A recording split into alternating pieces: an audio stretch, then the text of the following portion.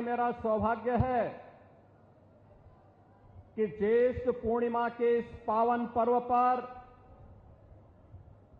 सद्गुरु रविदास जी महाराज की स्मृति में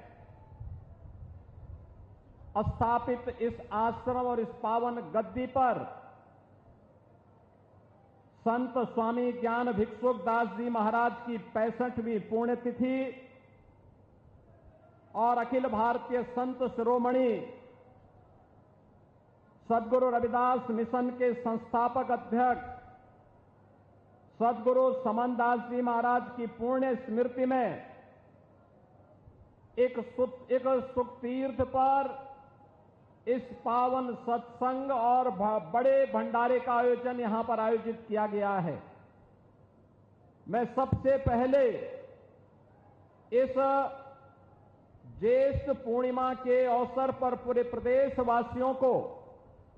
हृदय से बधाई देता हूं। पूज्य संतों का हृदय से अभिनंदन करता हूं और आप सभी उपस्थित श्रद्धालु जनों का भी मैं इस अवसर पर प्रदेश सरकार की ओर से हृदय से अभिनंदन करता हूं। बहनों और भाइयों, जब हम पूज्य संतों की परंपरा की बात करते हैं तो मध्यकाल में जब देश गुलामी की बेड़ियों से जकड़ा हुआ था, विदेशी आक्रांताओं के द्वारा भारत की धर्म और संस्कृति को रौंदा जा रहा था, उस कालखंड में ज्योति की एक पुंज के रूप में सद्गुरु रविदास जी महाराज का आविर्भाव होता है। काशी में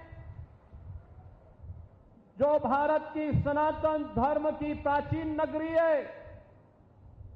उस काशी में सीर गोवर्धन में सद्गुरु रविदास जी महाराज का आविर्भाव होना और उन्होंने अपने कर्म साधना के माध्यम से जो एक प्रेरणा वहां से दी, वह आज भी पूरे देश के लिए, हर श्रद्धालु जन के लिए एक मार्गदर्शक के रूप में काम करती है। जब हम सद्गुरु रविदास जी महाराज के बारे में चर्चा करते हैं, बहनों और भाइयों, सद्गुरु रविदास जी महाराज ने सामाजिक आडंबर और कुरीतियों के प्रति समाज को जागरूक भी किया, कर्म पर विश्वास करने की प्रेरणा दी, एक आध्यात्मिक चेतना का जागरण किया और उन्होंने कहा था, मन चंगा तो कठौती में गंगा। बहनों और भाइयों, ये सद्गुरु रविदास जी महाराज का कथन ये जीवन में आंतरिक पवित्रता और निर्मलता का प्रतीक होता है, एक नई प्रेरणा है और इसीलिए उन्होंने सामाजिक बुराइयों से दूर रहने के लिए समाज को एक नई प्रेरणा दी। संत रविदास जी महाराज के गुरु रामानंद जी महाराज ने कहा था, जाति पाति पूछे नहीं कोई, हरि को भजे सो हरि का होई। और यही परंपरा आगे बढ़ती है। तो संत रविदास जी ने उस समय इस बात को कहा था कि ऐसा चाहूं राज में जहां मिले सबन को अन्न, छोट बड़ो सम बसे, रविदास रहे प्रसन्न।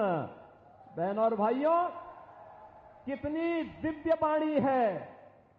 कितनी दिव्य वाणी है।